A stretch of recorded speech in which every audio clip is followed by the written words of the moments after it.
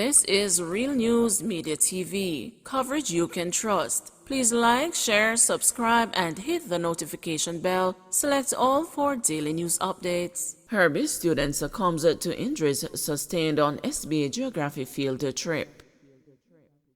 Family members of 15-year-old Herbert Morrison Technical High School student Mikhail Bartley have been plunged into mourning after the teenager succumbed to injuries he sustained about 2 months ago during a bizarre accident while on a school-based assessment geography field trip in the cockpit country in Trelawney. The youngster died at the University Hospital of the West Indies last week. The boy's distraught father, Michael Bartley, said the information he received from the school is that his son was a part of a group of 10th grade geography students who went on an excursion in the hills of Ulster Spring in preparation for their SBA on Thursday, June 9.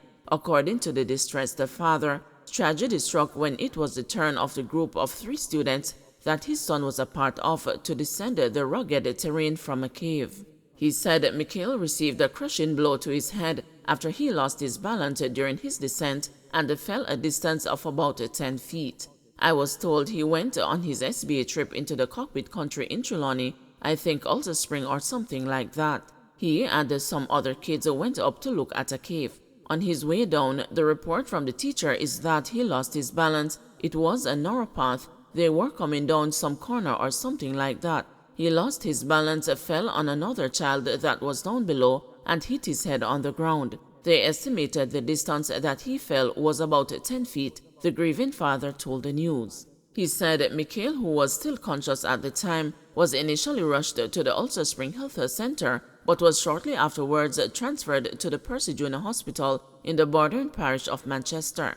The promising young student, who would come September 3 celebrate the 16th anniversary of his birth, was later transferred to Kingston Public Hospital, where he was admitted for about 2 months. He was then moved to the UHWI, where he died. He spent approximately 2 months in KPH, and then they were trying to give him a PEG tube so they could feed him because he was in a coma for those times. They were trying to give him a PEG tube, but he was getting sick sometimes, so they couldn't do it. He went over to the UWI hospital, where he succumbed to his injuries 2 Wednesdays ago, the senior Bartley told the news.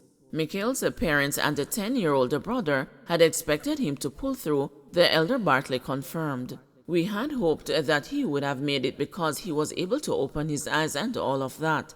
He was looking at us, and we knew he could hear us, and he was reacting with pain and so on, the father said. He pondered if the operators of the tour had contacted the school to find out what's going on, but we haven't heard anything from anybody from that place that they went to do the tour.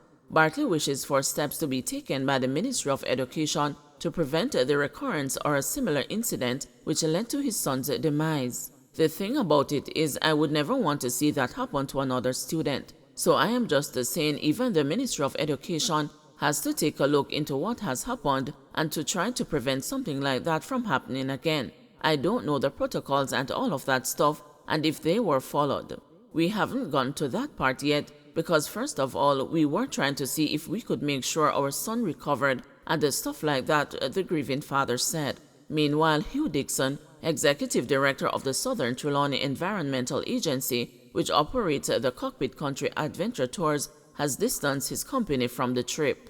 I have heard of an accident of a student, but let me hasten to say it wasn't one of those trips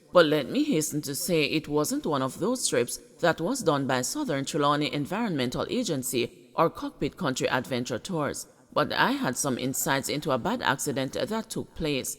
I don't know who it originated from, I don't know who was carrying it out, but I heard about it, Dixon said.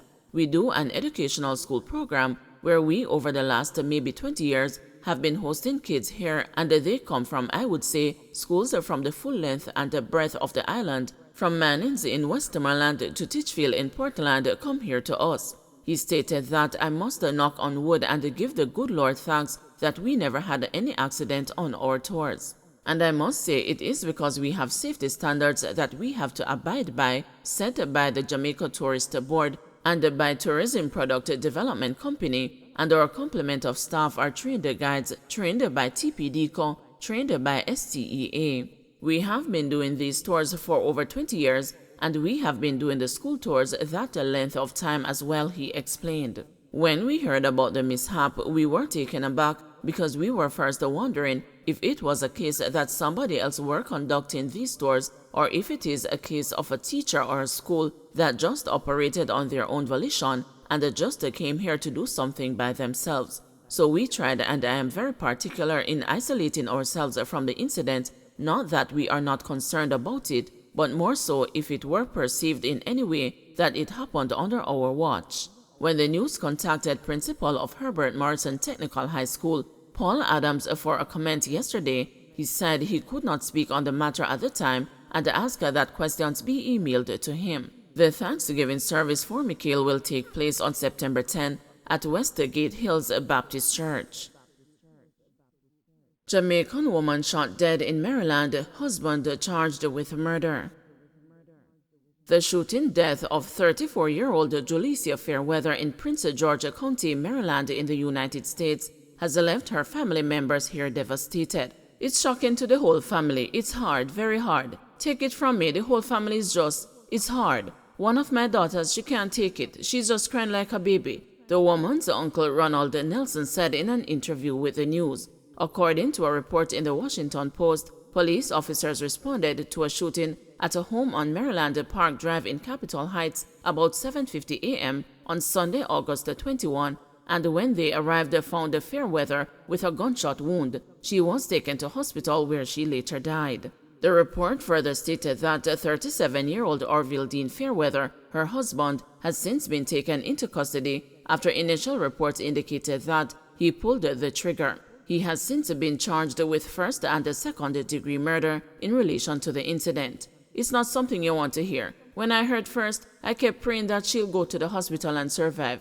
But when the news came and we found out that she didn't make it, it wasn't easy, said Nelson, a pastor.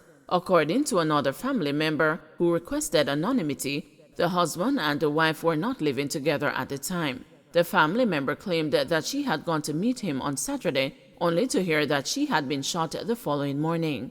Fairweather died leaving 3 children, a 17-year-old son from a previous relationship, and 2 daughters ages 5 and 4 months, whom she shared with her husband. While the son was already aware of the tragedy, family members were expected to break the news to the 5-year-old daughter by taking her to a counselor on Wednesday. They are going to break it little by little to her as she thought her mother was out, said a relative.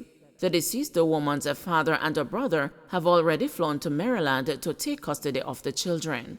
My brother is taking it hard, very hard. Take it from me, very, very hard. We try to call him every hour or so, even though he has a lot of friends. As family members, we have to keep checking up on him. His joy is to be with the grandchildren there now, cooking for them, making them feel comfortable, said Nelson. Fairweather's mother, he said, is also inconsolable.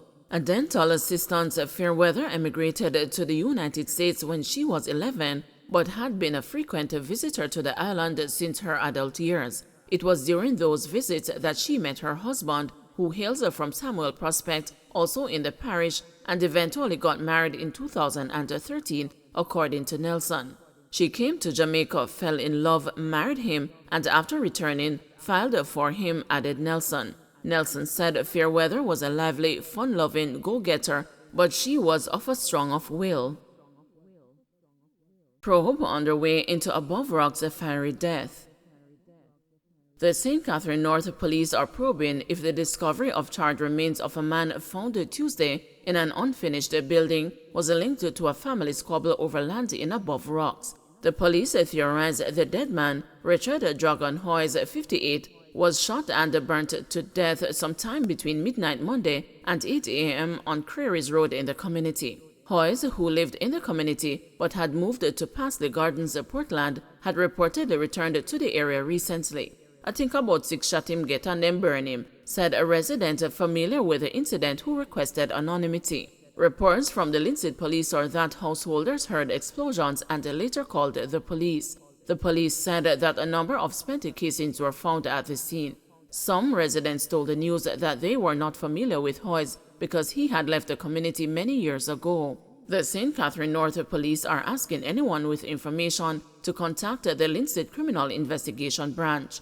Divisional Head Senior Superintendent Howard Chambers could not be reached as several calls to his phone went to voicemail. The division has recorded a near 51% increase year-on-year in murders up to August 22. 95 people have been killed so far, compared to 63 in 2021. Nationally, 968 persons have been murdered, a 4% increase when compared to the corresponding period in 2021.